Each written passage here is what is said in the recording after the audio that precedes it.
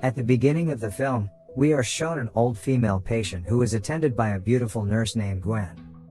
At that moment, the patient is experiencing shortness of breath and asks that more oxygen to be supplied to her. Instead, the nurse turns off the oxygen machine and presses the air tube, causing the patient to be unable to breathe. The patient's heartbeat is stopped as a result of this action. The nurse then pretends to shout blue code, which brings doctors to help the patient. In fact, while the doctor is pumping her heart, the nurse is just standing in front of the door, smiling just like a psychopath. Fortunately, the patient's life is still able to be saved by the doctor. After seeing their condition, the nurse walks away as if she is satisfied for what she has done. The scene then shifts to a large house where a small family appears to be living peacefully. The wife, Mira, is preparing breakfast for her husband, Todd. Their son, Max, then approaching them and tells them that he has problems with his legs. Max suffers from muscular dystrophy, which requires the use of crutches to help him walk around. Mira becomes worried when she hears this because her child often walks up and down the stairs on his own. But Todd tries to calm them down and believes it is a normal thing. Following that, it turns out that Gwen, the psychopath nurse, works in the house to take care of Max. While the four of them are having breakfast together, Max accidentally drops his crutch. Gwen then helps him take his crutch back, but she deliberately loosens the end of his crutch, so that Max will fall due to it later. Not long after that, Todd is ready to go to work while Mira neatens his suit. Gwen is a little jealous when she sees Todd and Mira's intimacy. After Todd has left for works, one of Mira's friends, Karen, come to visit her at her house. They can both see how happy Gwen and Max are when they are having fun playing ball. During their conversation, Mira expresses her feelings that Max and Todd prefer Gwen over herself. At that moment, Gwen purposely overhears their conversation. Karen then suggests that Mira check the references of other nurses who might be able to replace Gwen. But Mira refuses because she believes Gwen has taken good care of Max. They then hear Max's screams as he falls to the ground.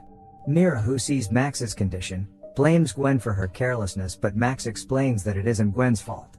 According to him, the crutch breaks unexpectedly while he is walking around the house. Mira tries to contact Dr. Keller to check on Max's condition, as well as to order a new crutches to replace Max's broken ones. Later that night, Mira apologizes to Gwen for what happened this afternoon. Gwen then said it was fine because it was a stressful moment for her as a mother. Gwen also make a therapeutic tea for Mira so that she can rest.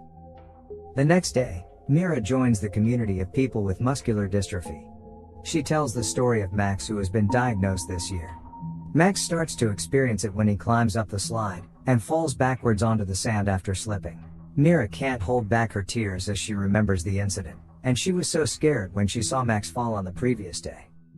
When Mira returns home, she is surprised by Gwen, who appears out of nowhere and offers Mira another tea. While Mira is sleeping on the sofa, Dr. Keller comes to the house to give Max a new pair of crutches. But Gwen doesn't allow Dr. Keller to meet Max. When she is about to leave, she says that she seems to know Gwen, but she has forgotten where she last saw her. She also promises Gwen that if she is able to recall it, she will let her know. During the evening, Gwen visits to Dr. Keller at her house, where she tells her that she still remembers Dr. Keller. As soon as Gwen enters the house, Gwen immediately injects something into her and says that they know each other from their time in the hospital. In fact, they were treating the patient who Gwen attempted to kill at the beginning of the film. Gwen also admits that she intends to kill Dr. Keller, who is considered a nuisance to her and her family. To give you some background, Gwen is obsessed with family relationships, which is why she behaves in this way. It turns out she has injected Dr. Keller with a high dose of drugs, which has the effect of rendering Dr. Keller unconscious.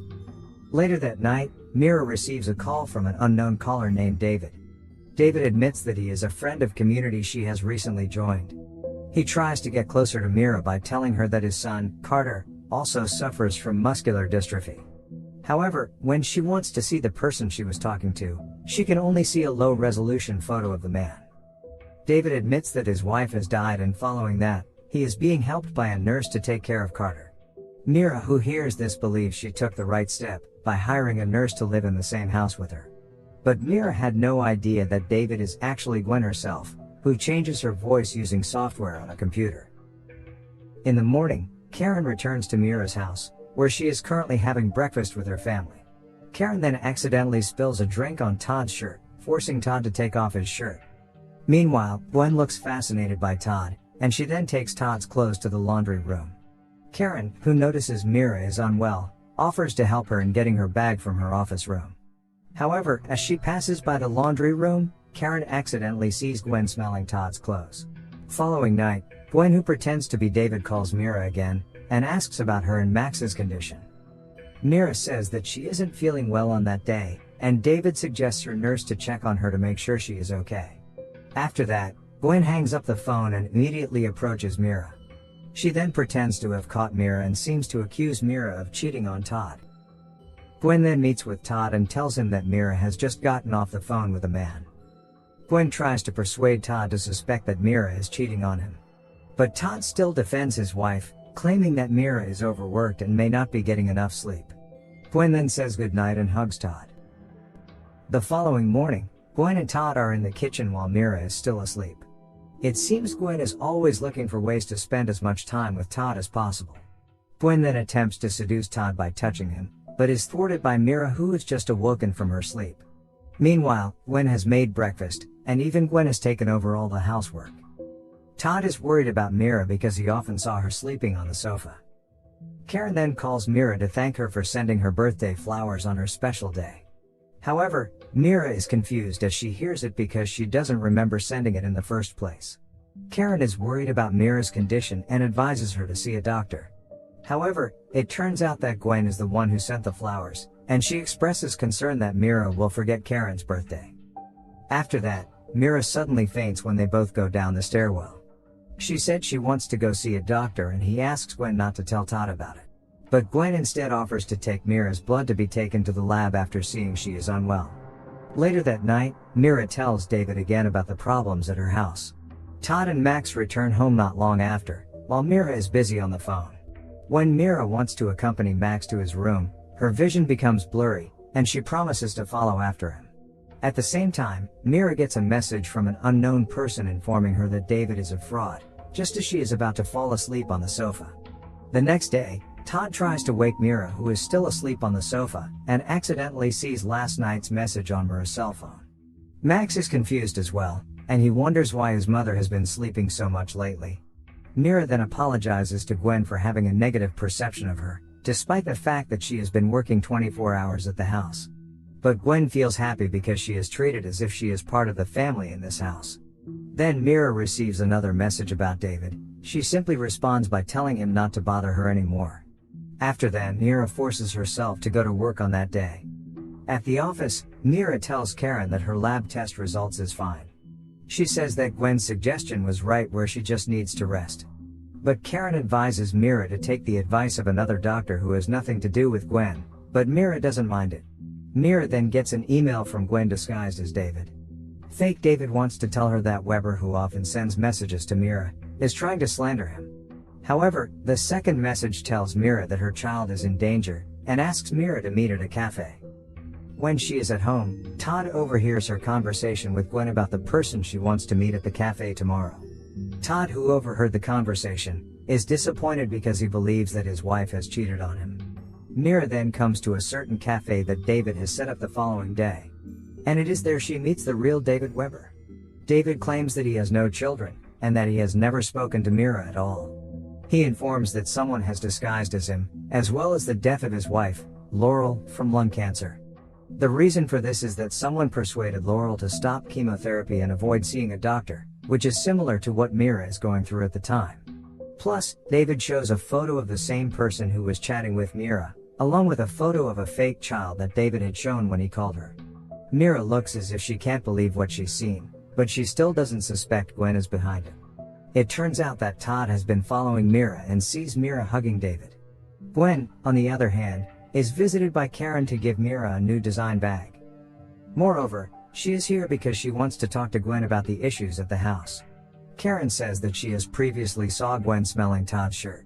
And she threatens that if Gwen is toying with his family, then she will toying with Gwen as well. However, as Karen is about to return home, she is hit in the back by Gwen. After that, Gwen takes Karen to a location where Karen is injected with something, before she leaves Karen with her car. Mira, who is cooking for dinner, receives a message from David that he will be home late in that night. Not long after that, Max and Gwen arrive for Max's physical therapy. At that point, Gwen secretly takes Mira's knife and goes out with the excuse that she wants to meet up with her old friend. It turns out that Gwen goes to see David and they apparently know each other. She knows the location of David's house also because of Mira. And it turns out that Gwen was David's wife's nurse before she died. Plus, she is the one who advises David's wife to stop taking doctor's therapy. She then stabs David with a knife and pours blood next to David's dead body. After that, she leaves David and brings his bag with her. Later that night, Todd returns home drunk since he's stressed with his wife's behavior. The situation is used by Gwen to get closer to Todd. Gwen takes him to his room, and she starts to seduce him. But Todd seems to still be loyal to his wife when he tells Gwen to leave his room. The next morning, Gwen greets Todd and tells him that he was the one who teased her the night before. Mira, who has just woken up, receives a message from David that says he couldn't sleep because his little guy couldn't sleep either. Meanwhile, on the bottle, there are the words "little guy" written by Gwen.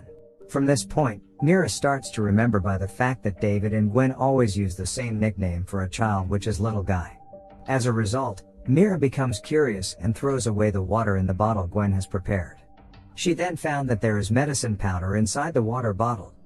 After that, Mira goes into Gwen's room, where she found a book that discusses the use of toxin in medicine. Mira also found several medicines hidden under the bed. She immediately rushes out of Gwen's room, as she realizes Gwen has returned to home with Max. Gwen is surprised that Mira is awake so early, despite she should still be sleeping. Mira then tries to find out about the drug Gwen has given her. But Gwen suddenly comes with a drink for her and advises her to get plenty of rest. Following that, Gwen and Max will be returning to the clinic for physical therapy. Mira suggests to skip physical therapy on that day, but Max doesn't want to because there is football game in his therapy place.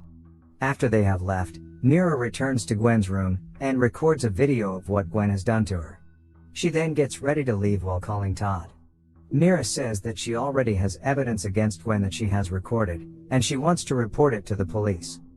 Unexpectedly, Gwen has returned home, and it seems that Gwen already knows that her actions have been revealed. Mira wonders where Max is, and Gwen immediately takes her to meet Max. When they are on their way to Max's place, Gwen tells the reason that she did all this because she was never treated as a family by the patients she treated. And all she wants is to have a happy family like Mira, which she can only achieve by getting rid of Mira from there. Todd, on the other hand, returns home and looks for Mira right away, but all he found is her cell phone. Todd then checked the video that had been recorded by Mira as evidence. When they arrive at a house, Gwen admits that she has killed people who have disturbed her family, such as Dr. Keller, Karen and also David. When Mira knows this, she immediately looks for Max, only to find out that Gwen has lied to her. Gwen says that Max is still in therapy, and she brings Mira to the house only to finish her off. Plus, Gwen reveals that the knife used to kill David has Mira's fingerprints on it, since Mira was the last person to use the knife. As we've seen before, the blood that was spilled next to David's dead body was also Mira's blood, which had been asked to be taken to the test lab. Mira, who hears this, tries to run away from there, but she is blocked by Gwen. In the end, they are forced to fight each other, which Mira manages to survive by giving a teapot blow to Gwen. As a result, Gwen finally lost consciousness and Mira immediately run away from the house with her car. Honestly, the ending for this film is rushed, as the film only ends with Todd, Mira and Max reuniting as one family. It is not known what happened to Gwen after everything she has done.